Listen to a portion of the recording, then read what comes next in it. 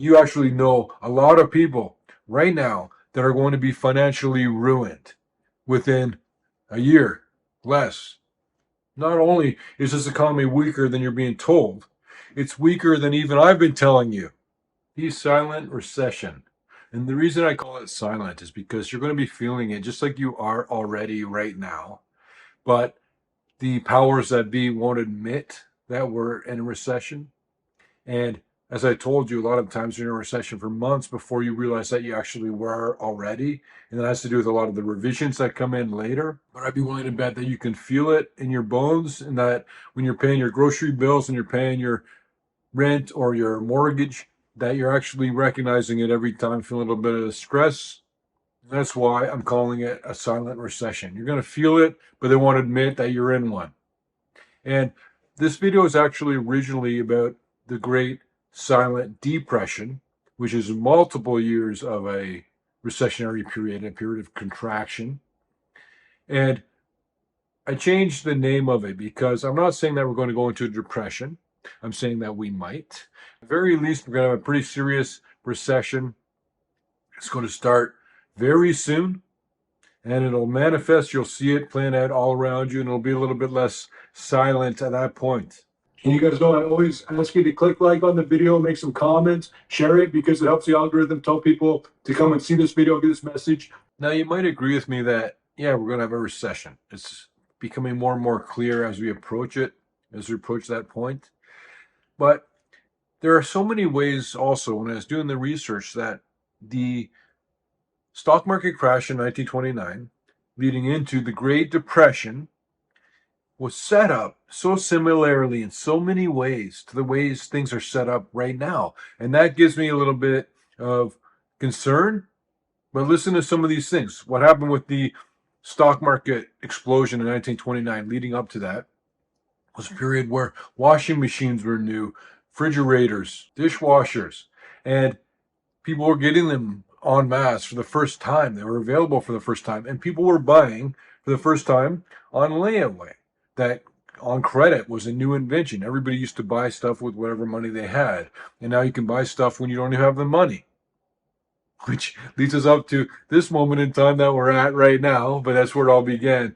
And that is what led up to this massive absorption of leverage. And typically, when you have too much leverage, that will unwind when it goes back to health, and you'll have a big period of deleveraging, which is very financially ruinous for people caught on the wrong sides of this trade. If you have a lot of leverage, you're more exposed to downside of the markets because you're losing not only your money, but the money that you borrowed. And there has never been a greater amount of investor leverage than right now. Before the big Great Depression, there's also a lot of leadership from a very small group, and it became smaller and smaller leading up to the point, just like with us, with the overall markets becoming the Magnificent Seven, all the gains coming from that. And then now it's basically the Magnificent One or Two. It's just narrowing and narrowing, and that's a sign of reduction of sustainability and health in the markets themselves.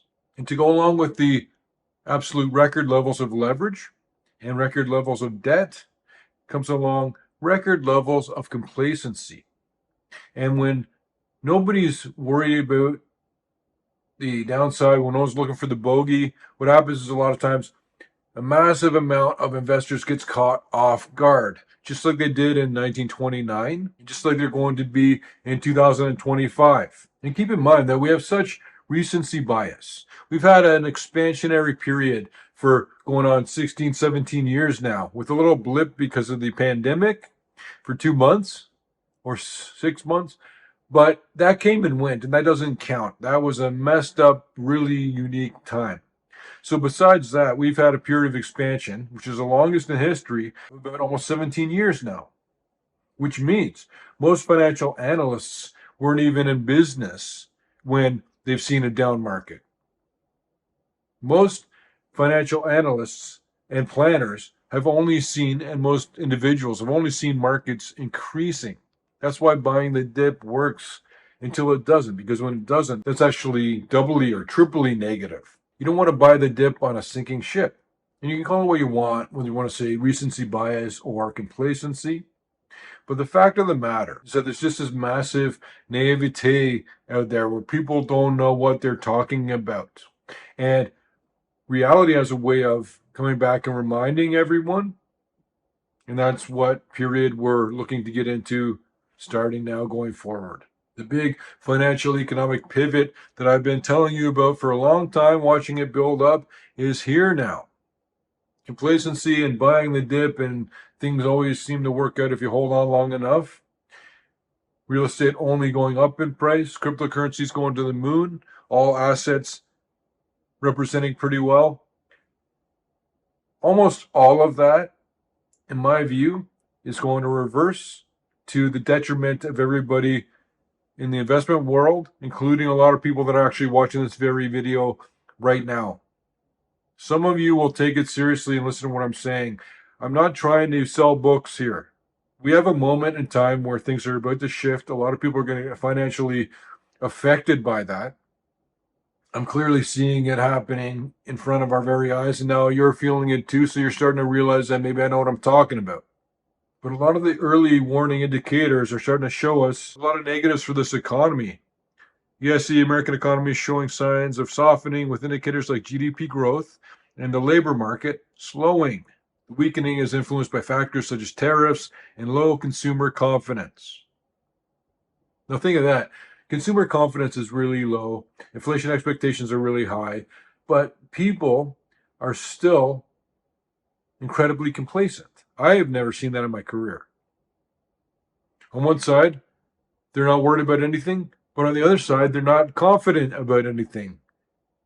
When you see something like a schism like that in an economy that typically behaves in one way, you know that that's going to reverse, whether it happens rapidly, quickly, violently, or slowly over time. That is going to reverse.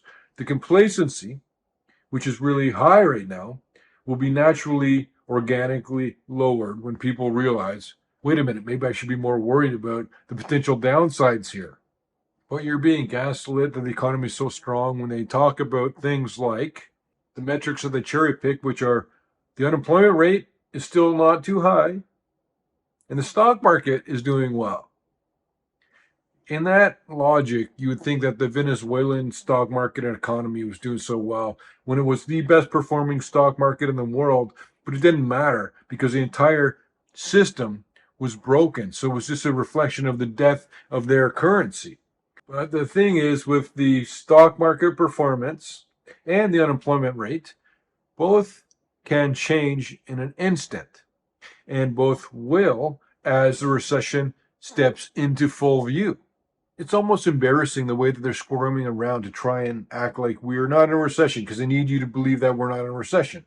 They need you to believe that this is the chosen economy and it's so glorious and that everything is so much stronger than everywhere else. And nobody ever talks about the fact that we're living off complete debt.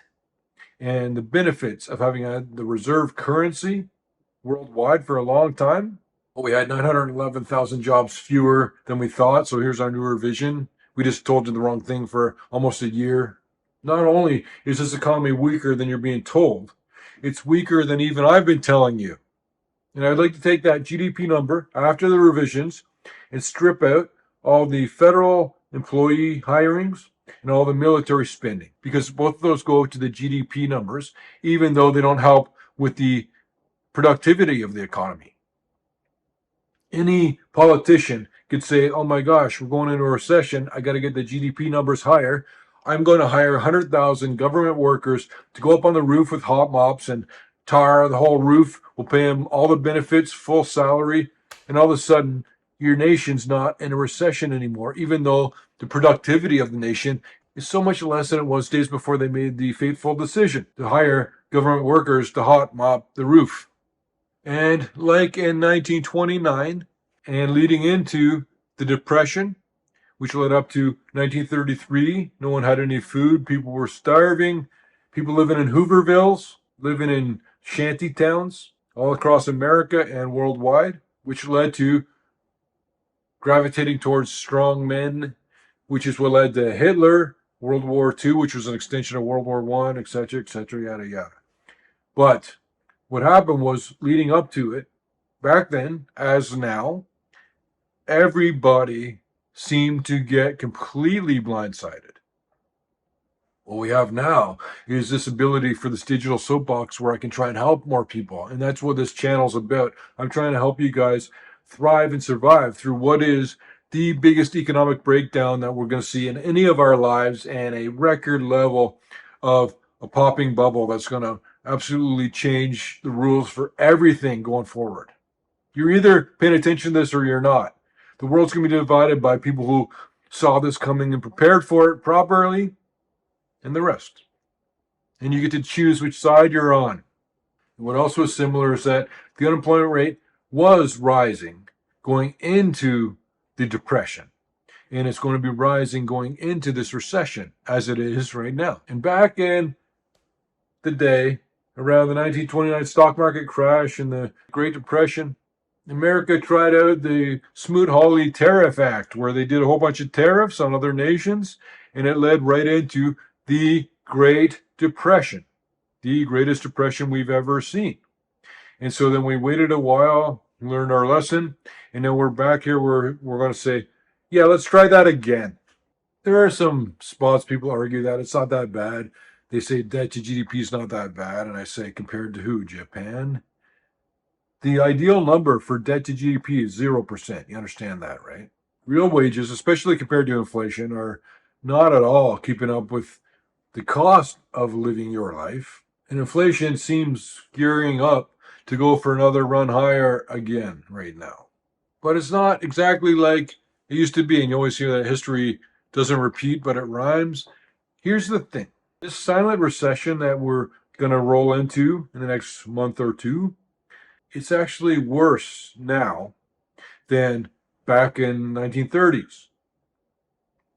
And they say that the four most dangerous words in the stock market are, this time it's different. And I get that, believe me, but also there are some things that are not the same this time around. For example, we have way more debt to magnitudes, leagues more than we had back when we ruined the economy with tariffs last time. And this whole time, if you look at the chart of the balance of trade, think of this just as how much more we buy from other countries than they buy from us. And you'll see that it's always a multi-billion-dollar deficit time after time after month after month. We just keep gluttonously absorbing things from other countries on the cheap, and that manifests and is illustrated by and reflects itself in the balance of trade numbers. And of course, you understand that the carrying costs on the national debt are higher by far than they've ever been, just because there's more underlying debt and the interest rates are higher combined. The two of those, yes, we're paying a lot more for carrying costs on debt. And I told you in the last video, $3 billion per day just for carrying costs on the federal debt. And the only way to pay that is by taking on more debt to pay the debts that we're racking up. It's over. This situation cannot continue without a reckoning. And I leave it to you to decide what that is and how to best position yourself to not get wiped out by this like everyone else is going to be. You actually know a lot of people right now that are going to be financially ruined within a year, less. Not a good thing to think about, but it's something to think about if you're going to want to help yourself and help other people when they're hitting the hard times. You got to start preparing for that right now. And here's a chart of the US dollar, and you can see since January 1st, this is the worst performance of the US dollar that's ever happened.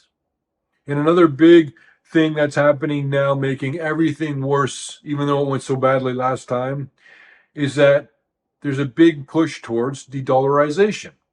And it's the exact opposite of what happened last time that was actually beneficial. The whole world went to the dollar, and now the whole world is going away from the dollar. And we'll try the tariffs that didn't work last time again now, while that's going in reverse. Anybody watching this, and I know it's you, especially if this is not your first video here, we are on the cusp of one of the most significant poppings of a bubble ever, We're doing the same things at a time where it's even worse than last time. We're doing the same things that have led to the worst time in economic history ever. And we're going to try that now on a support of things which are worse than they were when we instituted the crazy policies in the first place.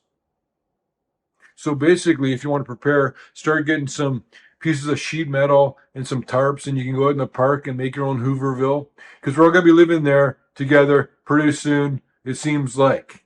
If it's your first time here, my name is Pete. This channel is about helping you thrive and survive through this big economic bubble bursting and this collapse of the economy that we're all witnessing playing out in front of our very eyes. And if you want to get the Peter Leeds app for free, you can get it for free if you subscribe to the world famous Peter Leeds newsletter. Details about all of this stuff or how I can help you if you become a Peter Leeds insider is all available through the links below this video. Let me help you out.